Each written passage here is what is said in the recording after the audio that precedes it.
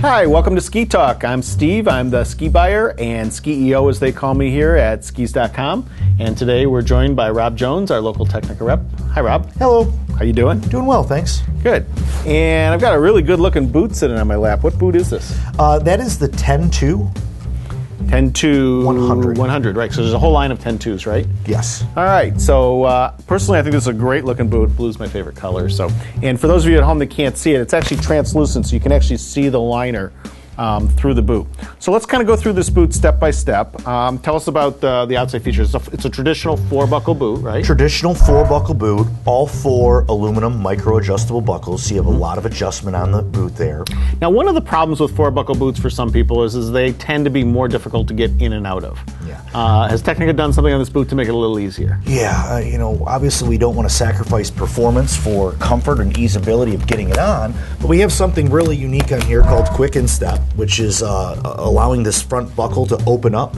So when you take the 2 outside buckles off, open the power strap, and go to slide your foot in there, the entire tongue opens up and comes forward, allowing your foot to go in there. Yeah, it really has a much larger opening than the older traditional. Great opening on top. All right, and then in addition to that, of course, it has cuff adjustment as you'd expect on a boot like this. It also has a little adjustment or a little device on the back here called Rebound. i-Rebound. What is that? i-Rebound. And i-Rebound is the way we attach the upper cuff to the lower cuff. It's a metal-on-metal attachment to the boot, which is going to give the boot great torsion rigidity, which equals a lot of performance. Okay. I know it's got a really beefy power strap on it as well, much beefier than I think the model below this one. Yeah, it's a 45-millimeter power strap, so you can really cinch that upper cuff down and get a great fit around your leg. Okay. And the liner, it's got a great kind of little leather finish on the liner, which makes it look really cool. I like really the white nice on finishing on the liner.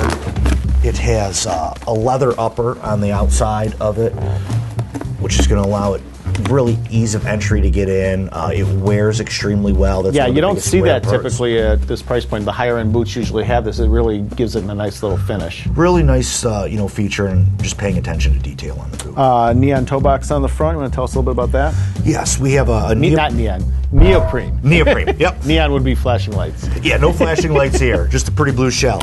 Neoprene toe box, one of the biggest problems with ski boots is people have a tendency typically to buy their boots too big. If you don't feel your toes up against the front of the boot's too big for you. So that neoprene just gives you a little bit more comfort.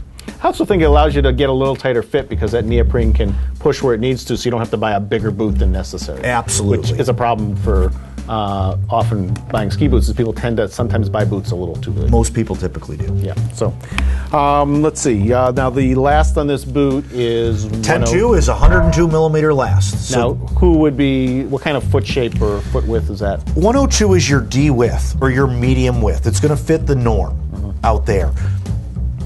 And the flex is 100. So this boot's available in a 90, a 100, and a 120. And a 120. So this is the middle flex. So so who would you say is the ideal customer for this boot in terms of the width and the flex and the features on this boot? That advanced intermediate recreational skier, someone that skis a little bit everywhere, doesn't get a ton of days in a year, wants to get out there and maybe charge a little bit in the morning and then loosen his boots up and have some fun in the afternoon with his family. So maybe the aggressive intermediate or lower level advanced skier that just wants a nice, comfortable, easy to ski boot. Someone that can ski in it all day and dance in it all night. You can dance in this too? Absolutely. Awesome. It's got a little, can you add taps to it? You could. Okay, there you go. So there we got it. It's the Tecnica 10.2 100. Thanks for joining us at Ski Talk.